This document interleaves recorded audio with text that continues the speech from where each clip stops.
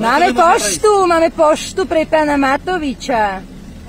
Aha, ale ja ju dám osobne, v bráne. Dobre, osobne ju nedáte.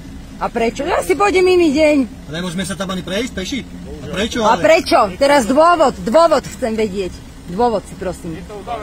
Ale dôvod, ja sa pýtam na dôvod.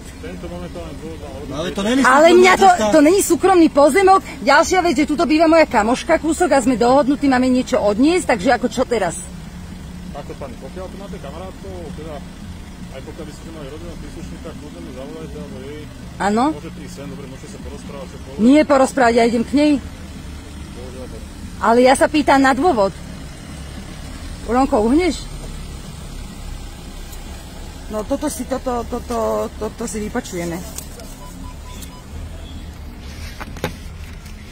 Toto si vypočujeme. No jasné. No tak aký máme prosím dôvod teda? S kým sa môžem rozprávať prosím? Pýtam sa na dôvod, pani policajti. S kým sa môžem prosím rozprávať? Počná, ja vám ešte raz hovorím, momentálne je to tu uzatvorené. Ale ja sa pýtam, prečo je to tu uzatvorené? Ja chcem vedieť prečo. Toto nie je súkromná cesta. Vy ste platení aj z mojich peňazí.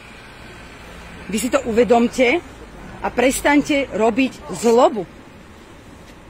Vy sa zastávate zločinca, na ktorého podané toľko trestných oznámení nebolo podané na žiadneho človeka? Vy ste videli včera tie dokumenty, čo vyhodili von na webe? Od 2018. je toto plánované? Vakcinačné pasy? Vám to vôbec neprekáža? A ešte raz chcem vedieť dôvod.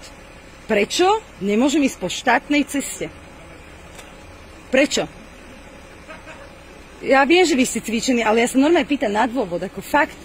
Chalani, však vy ste, akože sme jedna krv, kokos a toto? Pred chvíľočkou sa strieľalo pred úradom vlády, je to podľa vás normálne? No podľa mňa nie, veď vy zastávate zločinca. Ja viem, že možno niektorí z vás tiež tu nechcete byť, že si robíte svoju robotu, ale postavte sa za ľudí.